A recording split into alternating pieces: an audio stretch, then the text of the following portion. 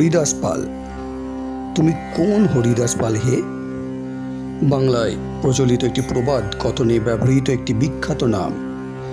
সাধারণত কোনো অযোগ্য ও তুচ্ছ ব্যক্তিকে অবহেলার্থে বলা হয়ে থাকে, তুমি কোন হরিদাস পাল হে।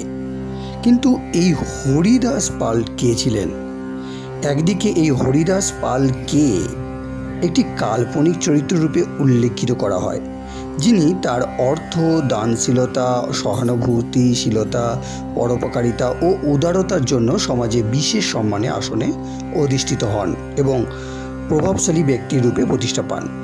কিন্তু অন্যদিকে পুরাতন কলকাতার এক ব্যক্তি যার নাম হরিদাস পাল, তাকে এই হরিদাস পাল রূপে উল্লেখিত করা হয়। পুরাতন কলকাতার বাঙালি সমাজের এক বিশেষ এবং গুরুত্বপূর্ণ ব্যক্তিত্ব এই হরিদাস পাল। জানা যায় 1876 সালে পশ্চিমবঙ্গের রিসড়ার এক অতি দরিদ্র গন্ধবণী পরিবারে হরিদাস পালের জন্ম। তার পিতা নিতাই চরণ পাল। পিতার মৃত্যুর পর জীবিকার সন্ধানে হরিদাস 1892 সালে কলকাতায় চলে যান।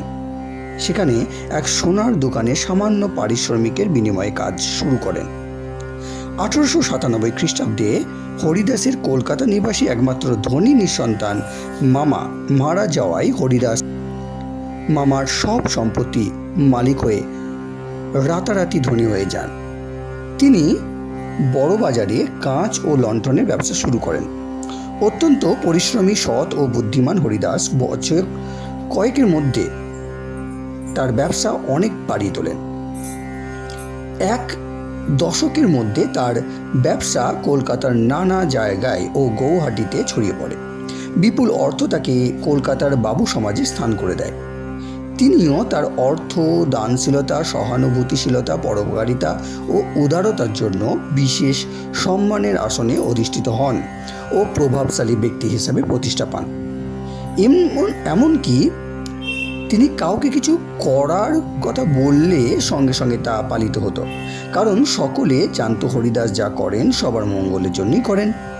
উনি পটুয়াতলা, বেনিয়াটোলা অর্থাৎ কলেজ স্কোয়ার অঞ্চলে একাধিক বাড়ি নির্মাণ করেন ও জনকল্যাণের জন্য দান করেন।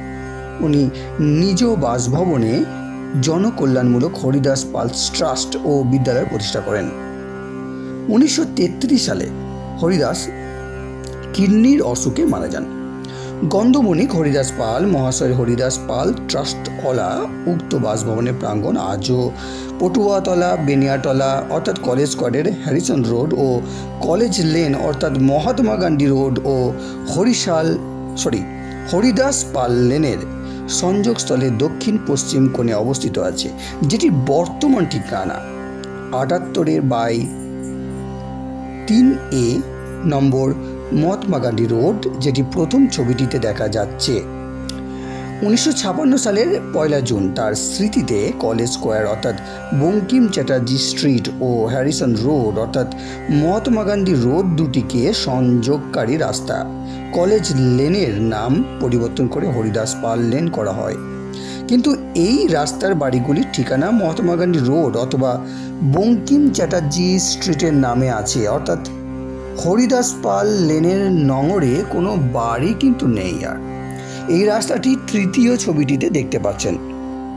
পুরনো কলকাতার প্রবাদ কথন যেমন লাগে টাকা দেবে গৌরী সেন ও হরিঘোষের গোয়াল ইত্যাদি কোথায় যেন হারিয়ে গেছে, কিন্তু হরিদাস পালকে নিয়ে তুমি কোন হরিদাস পাল প্রবাদটির কথনটি আজও ব্যাপক জনপ্রিয় আছে।